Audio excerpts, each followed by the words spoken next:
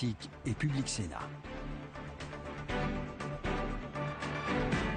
Donc avec Perrine, bonjour Perrine, de la franchise, Xavier Bertrand, toujours de la franchise. Est-ce que Hollande-Sarkozy à l'égard de Poutine, c'est la même chose? Il y en avait un qui était donneur de leçons et qui est très vite rentré dans le rang, François Hollande. On allait voir ce qu'on allait voir. C'est le discours du Bourget, si je ne me trompe pas. Ça montre une chose quand même, là. Les engagements de campagne, les paroles de campagne de François Hollande, ça n'a pas duré très longtemps. Mais concernant Nicolas Sarkozy, vous avez entendu Bruno dire, ça a été un peu le même chemin. Il a même parlé de chemin de Damas des présidents français. Oui, pour des raisons économiques. Oui, mais il me semble quand même que les sujets des droits de l'homme avaient aussi été mis sur la table. Et puis souvenons-nous des infirmières bulgares. Il semble aussi quand même qu'on a obtenu des résultats avec Sarkozy. Revenons maintenant à la politique française dans son aspect hexagonal. Justement, à propos de la Russie, François Fillon, lors de ses sorties récentes, a évoqué l'intégration de la Russie et de la Turquie en Europe. Est-ce que vous êtes sur des positions qui sont similaires aux siennes? Pas du tout. Je suis contre la Turquie dans l'Union européenne, je l'ai déjà dit, je suis toujours dans la même logique, et ce qui montre qu'entre les uns et les autres, il peut y avoir des différences de fond, et celles sont totalement légitimes.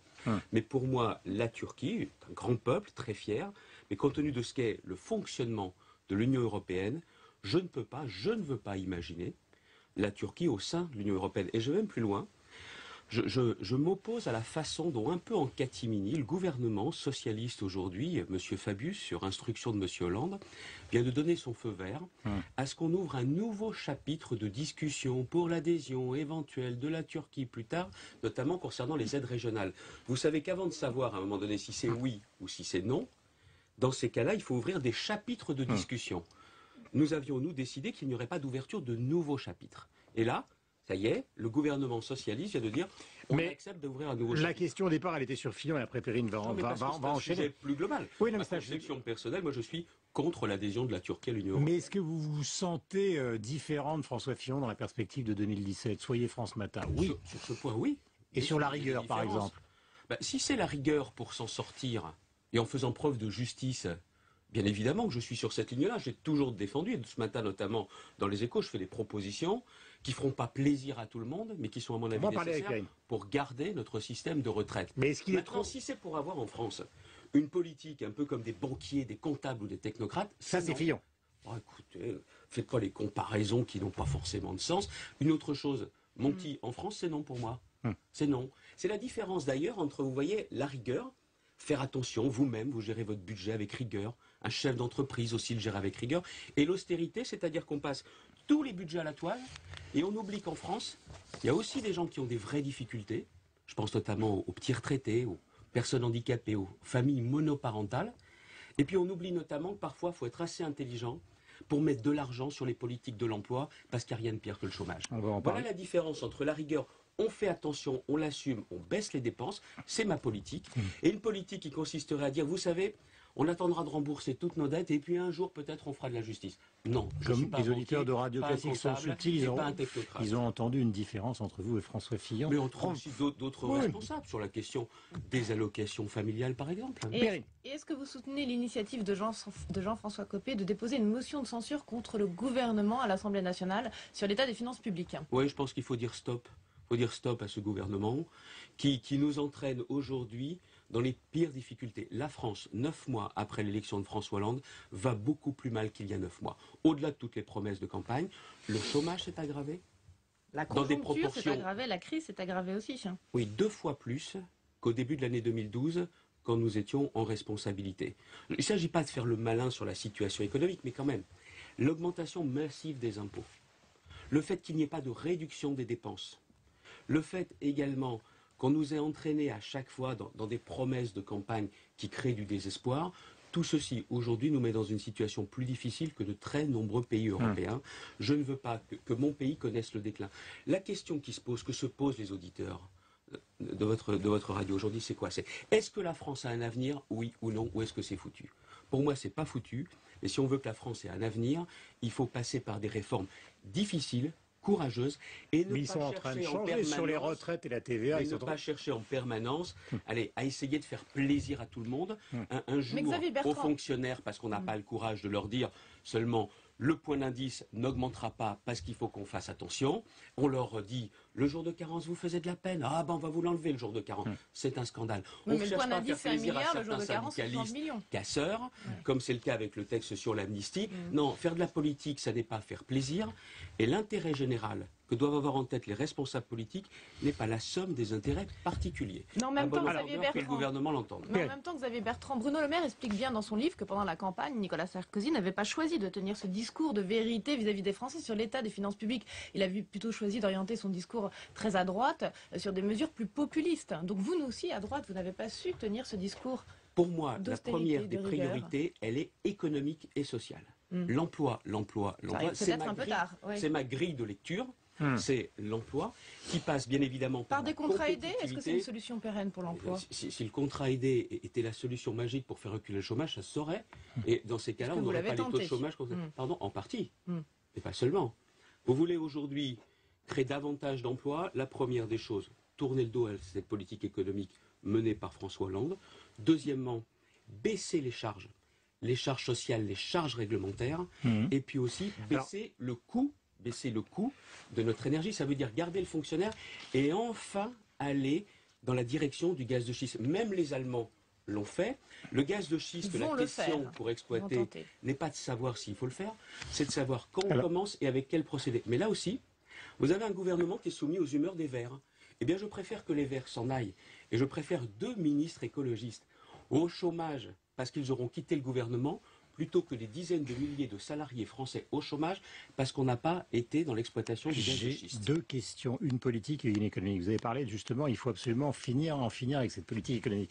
Mais est-ce qu'ils ne sont pas eux-mêmes en train d'y songer, puisque sur les retraites, Emmanuel y évolue, et sur la TVA, ils sont en train de réfléchir à la possibilité aussi d'évoluer. Ça, c'est la question. Sur la TVA, reniement de leur part, ils veulent réaugmenter la TVA. Mais dans ces cas-là, est-ce qu'ils baissent les charges? Est-ce qu'ils suppriment les allocations familiales qu'ils paient sur le travail? C'est-à-dire, ils reviennent à la TVA à Sarkozy ou pas? Qu'ils l'assument.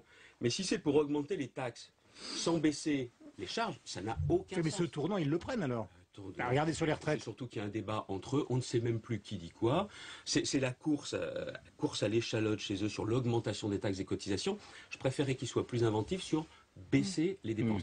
Et sur les retraites, encore un effort, messieurs les socialistes. Vous commencez à le dire. Eh bien, dans ces cas-là, allez jusqu'au bout. Dans les Échos, on parlait de 62 ans en 2015. Oui, bien sûr. Mais vous avez aujourd'hui des difficultés financières. Or, il faut payer toutes les retraites. C'est le travail qui nous permettra de nous en sortir. C'est pas d'augmenter les cotisations ou de bloquer les pensions de retraite comme le pense le Parti socialiste aujourd'hui. Il faut maintenir le pouvoir d'achat des retraités. Et là, pas pour leur faire plaisir, mais tout simplement parce que c'est ce qui tient la consommation. Si on fragilise la consommation, on aggrave les difficultés économiques dans notre pays. Nous sommes en direct avec Xavier Bertrand, avec Perrine Tarnaud donc, et sur Radio Classique. La deuxième question, et après Perrine enchaînera, c'est quand même une question clairement politique. Est-ce que vous allez aller aux primaires en 2017? Est-ce que vous considérez finalement que votre chance, c'est une sorte de choc Sarkozy-Fillon qui finirait par s'annihiler les 2 candidatures? Je disais franchise depuis le début, alors allons-y. Oui, bien sûr. Parce que vous savez, je suis surveillé par Perrine. Alors si jamais... Franchise, moi le sujet est simple. J'ai indiqué clairement la couleur parce que je pense qu'il faut dire la vérité. Mon ambition est de porter les idées que je défends en partie ce matin. Une droite synonyme de justice, de courage, de vérité et qui irait jusqu'au bout des réformes. Voilà. Ces idées-là, je pense être celui qui les portera le plus clairement, le plus fort. Mais 2016-2017, c'est encore loin. Il y a 2013. Ce que je veux faire, c'est m'opposer et proposer, pas être l'opposant bête et méchant, qui aussitôt dit du mal. Non, je propose des solutions aux problèmes que nous rencontrons. 2014, les municipales. Si je suis dans toute la France, est-ce qu'il faut des primaires partout là où il n'y a pas de sortants? Régulièrement, c'est parce que je pense qu'il faut aider nos candidats aux municipales. Les primaires, oui. Pas seulement à Paris. À Paris, il faut les accélérer. Et surtout, dans toutes les grandes villes, je pense aux villes de plus de 100 000 habitants, là où on n'a pas de sortants, je préfère que ce soit tous les électeurs de la droite et du centre qui choisissent le candidat de la droite et du centre. Ça s'appelle la démocratie, ça s'appelle aussi faire davantage confiance au terrain. Perrine. Xavier Bertrand, quand on entend ces derniers jours Jean-Pierre Raffarin, François Fillon, on a l'impression que c'est un peu le temps des affranchis. À l'UMP, il y a un vent d'émancipation qui souffle quant au bilan de Nicolas Sarkozy. Est-ce que vous êtes d'accord? C'est l'heure des comptes, c'est l'heure de l'inventaire? Les affranchis, mais mon Dieu, personne n'était prisonnier, personne n'était bâillonné. Oh, vous sentez quand même un peu complexé, hein, Complexé. emprisonné par rapport à ce Même mes bilan. kilos ne me complexent pas, alors il n'y a aucune idée qui risque de me complexer, vous savez. Vraiment pas. Bon, est-ce que Vraiment c'est l'heure pas. du bilan, de l'inventaire? Mais dans ces cas-là, le droit d'inventaire. Alors le droit d'inventaire pour tous. Fillon, Premier ministre, Bertrand, ministre Mais du il a Travail, dit, hein, qu'il allait Copé faire à la son tête de propre bilan, l'UMP, ouais. Raffarin, haut dirigeant de la majorité. Ce qui est important, c'est de savoir pour quelles raisons nous avons perdu, et la crise explique beaucoup. Puis il y a aussi les blocages de la société française, les résistances, les corps intermédiaires. Et le vrai sujet, c'est de réfléchir à la façon dont on pourra passer au-dessus de ces blocages, parce que la France aura de plus en plus un besoin de réformes comme jamais, mais des réformes Donc de dans la la pédagogie. justice. Une grande pédagogie, une grande lucidité. On ne peut pas s'en sortir en comptant sur une croissance européenne ou internationale. On s'en sortira par des réformes. Une obligation de vérité, dire ce que l'on fera et précisément. Et puis aussi le courage. Le courage. Et le courage, ce n'est pas aussi la faiblesse du pouvoir aujourd'hui. Moi, je suis profondément choqué. C'est dans l'actualité ce matin. Par cette loi d'amnistie On en termine par ça. qui a été votée au Sénat. C'est en quelque Libertaire, sorte vous dites? un droit de casser dans les entreprises. Cette loi d'amnistie, je le dis pour celles et ceux qui nous écoutent, c'est pour notamment des syndicalistes qui, à l'occasion d'un conflit, auraient détruit ou détérioré dans Non, attention, elle est très 2007, encadrée. 2019, Elle a été très 2010. encadrée par des amendements, Xavier Bertrand. Mais cette et alors, le proposition. principe est simple, le On principe. ne peut ni porter atteinte aux biens, ni aux personnes. Attendez, c'est bien de la casse et de la destruction. C'est bien ça qu'il y a.